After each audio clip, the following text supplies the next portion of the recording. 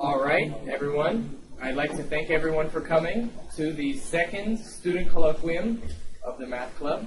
Today, our presenter is Christian Bueno. He is a graduate student in mathematics here at FIU. He is going to present some research that he did over the summer on representations of string links and tangles. Hope you enjoy it. Okay, so before we begin, I'd like to acknowledge the people that have helped me. NSF for giving me the money to do this over the summer. Ohio Wesleyan University, which is the school that hosted me. Dr. Craig Jackson, which was my advisor at FIU because, well, they taught me everything I know. And friends and family, of course, for the support and interesting conversations. So first, I'd like to start off with what you guys have to kind of keep in mind while I build up the background. This is what is the big question. There's a representation L and a representation S. Ling representation, skein representation. And really, this is just the definition right here of the skein representation. And the question is whether they're the same for all string links. And so just kind of keep that in mind. We're trying to show two things are equal, or at least build evidence for it. So what's the definition? What is Two? With the sign or something? Oh, that is another two representations, which we use to define the skein representation. I just kind of put that there because I thought it was cooler. So, yeah. So first we need to know what a braid is. Because string links are a generalization of braid. This is an example of a braid. This is another example of a braid. This is another example of a braid. So is this one. That is not a braid. I'll point out why in a second. That is a braid. And those are all the braids we've seen so far. The reason that one's not a braid is because it turned around, if you notice. That is the only thing that makes it different from all these guys. All of the other ones are moving straight up. So here's the definition. It's not the most technical definition, but here it will give you the idea that you guys need to understand what a braid is. So you have end starting points, which we'll call sources, and ending points at the top, which we'll call sinks. And then you have end strands flowing between the sources and the sinks. No two start from the same place or end at the same place. And they can do whatever they want. They can't intersect, and they can't do turning around stuff, like I mentioned earlier. So that's the third thing. They must always travel upwards, never down. And self-intersection is not allowed. Those are braids. So right there is another three. Well, same from the previous set. Examples of braids. Furthermore, if we just consider all possible diagrams, that's a lot. That's too many. We don't really care about all that information. We only care about a different kind of notion of braid. It's slightly different, where certain braids diagrams are equivalent. Those two are equivalent because you can form them. If you notice that one right there, you can pull the first strand through and simplify it into that. Smooth it out. So because one can be deformed into the other, they are considered equivalent. But what kind of deformations are allowed? Well, you can stretch, you can bend, you can pull and push, but you can't break, you can't tear, and you can't create self-crossings in between your changes. And you're not allowed to move the endpoints. Those last 5 are not allowed to go forward. But the first 2 are perfectly fine. So the braids actually turn out to form an algebraic structure called a group, which I'll explain a little more detail in a second. But what you need to know is that you can multiply these braids. The notion of multiplying is simply stacking. You just stack them on top of each other. So you got the first braid there, you got the second braid there. When I say multiply them together, you take the first and put it on top of the second. And then if you want, you can simplify a little like I did in the fourth picture. And here's another example. You have the first, the second, you stack the first on top of the second, and then simplify a little. Notice, quick note, that the first 2 strands actually ended up kind of like canceling out. So that takes us to the next thing, which, well, actually first I should maybe explain what a group is. So a group has associativity multiplication. That's the first axiom. That kind of doesn't matter the order which pair you do, which pair you multiply first.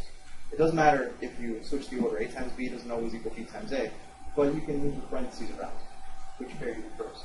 There's an identity element, which is something that behaves like 1. You can multiply it with another braid, and it leaves it alone. And I'll show you what that is in a second. And there's inverses. So I can find, for every braid I have, I can find another braid, such that when I multiply them together, I get my identity that I mentioned in the previous section.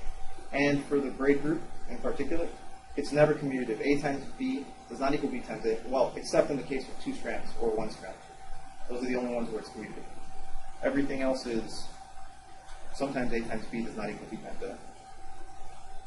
Furthermore, the braid group has generators. It has a set of basic braids that you can build all the other braids out of. I just named them sigma 1 through sigma 3. For 4 strands, you only need 3 generators, along with their inverses, which I'll show on the next slide, I believe. And you have the identity element, which is, the one that, when you multiply with everything, leaves it alone. Imagine stacking that on any of them. It's not going to really change it. You see what I mean? If you smooth it out and, more little dots that are going to be in the middle now, it will be the same exact thing for the formation. Do we keep a notion of which of them is on top of the other one? When you multiply, you have to do it. Once you define multiplication as one, the first one stacked on top of the second, you just keep it throughout the entire discussion. You can define it the other way around, and you get the opposite group, but that's isomorphic to the original group, I believe. But I mean that sigma 1, I have the top first one crosses over on top of the second one. Would that be equivalent to the second one with the front? No. That's actually the inverse. So so what he said is if you switch this crossing so that now this one's on top and that one's on the bottom, is that the same? It's not, because you can never deform it that way without passing it through itself. But another point is that would be the inverse of that. If you stack them on top of each other, kind of like in the previous slide, or 2 ago, right here, stacking this with that, which are opposite, over here, cancels to identity. So what you mentioned is important, and I should have mentioned it, that if it takes just a switch of crossings, then you can't do it. Because I was thinking more of it, because I saw that you deformed one, and it originally was only crossing here, then when I stretch it over, is there a notion of the first 2 being in front of, or? Well, you can't, remember, you can't push through. You can't make them pass through each other like ghosts. That is an important rule. Because of that, it's going to somehow, in the system, remember that one was in front of the other, even while you're deforming it. That's a topological property, kind of. It might not look like it's in front, or it might not look more complicated, but fundamentally, because you could always deform it back to that, the whole braid remembers kind of what's where, sort of, in a sense, topologically. There would be just some permutations to which you will actually assign certain sign for what the transposition would be. Transposition. Well, the braid group, there's a homomorphism from the braid group to the symmetric group, of course.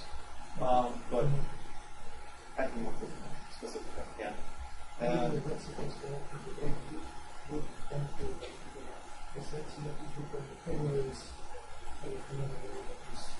think it's personal very good.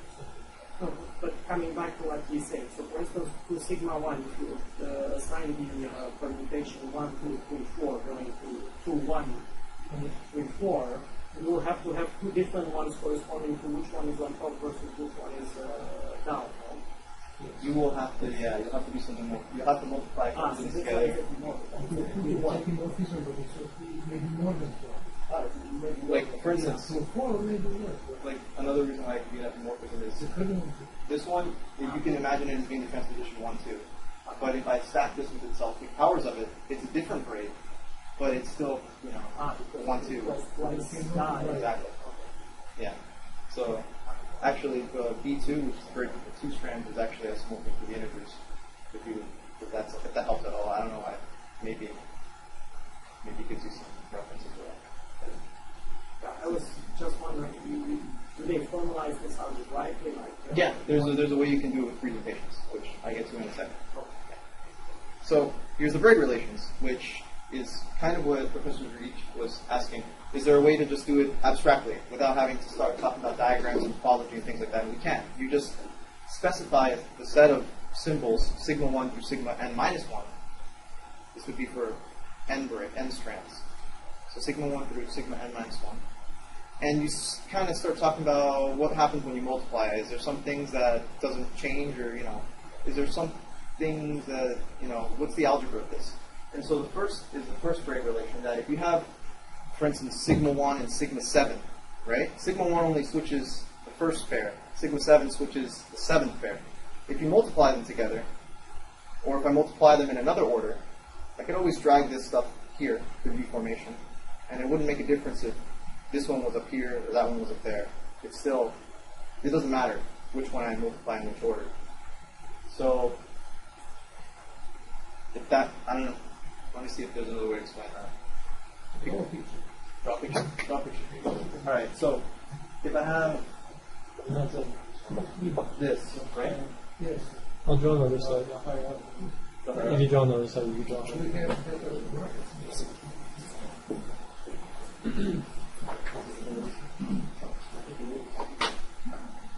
So if you have this, and you have this one, and that one, if you multiply them together, you get this. If I did it the other way, if I multiplied, stacked it the other way, I'm still going to get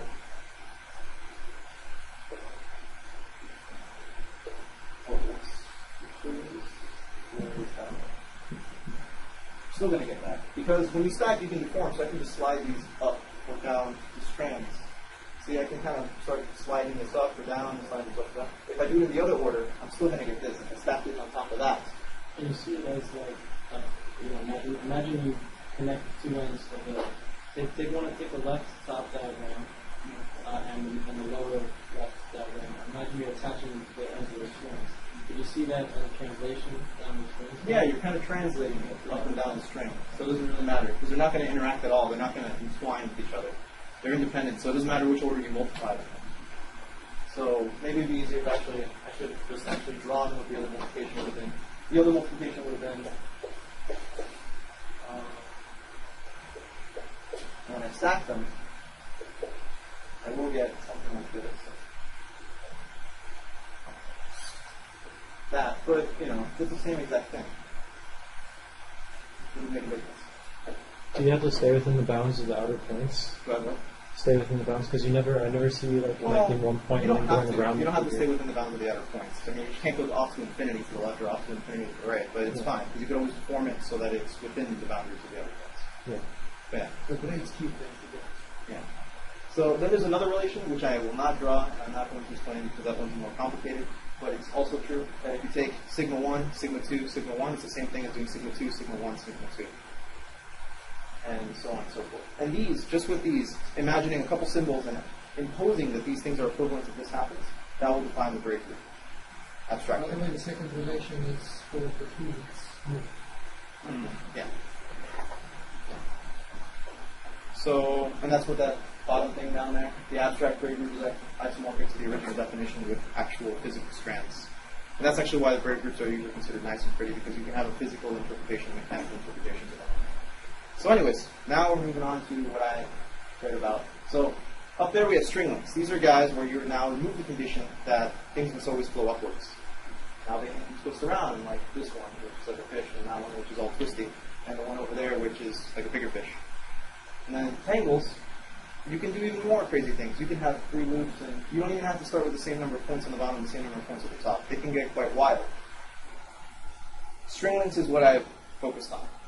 And as an important note, string links are no longer a group. They don't have inverses. You can't, this guy, for instance, will never have another string link which you multiply with that will undo this really strong tangleness in there. Because it's actually looped around, and you can't multiply things to get rid of it. So it's kind of inherently there. Same with that one there, same with that one there. Tangles is even, it's even worse. It's even uglier. It's a monoid. And tangles actually, if you care, they form the morphisms of the tangle category. So they're even less algebraic. Like, you don't even have, you just basically have associativity. You can't even multiply any two together. I can multiply this on top of that, but I can't do it in the other order at all because I don't have enough starting points to do that. The domain, quote unquote, has to equal the image of the second one. So tangles are very weird, but you can still do representations on them. So now on to representations, which is the algebraic part that is important. So representations is this idea that you take a complicated algebraic structure. It could be very ugly, very difficult to follow, and you turn everything into matrices. It makes it much more concrete because everybody knows matrices after a certain point in math. Everybody knows how to multiply them, and in some cases you even talk about adding them. And so it makes it very concrete.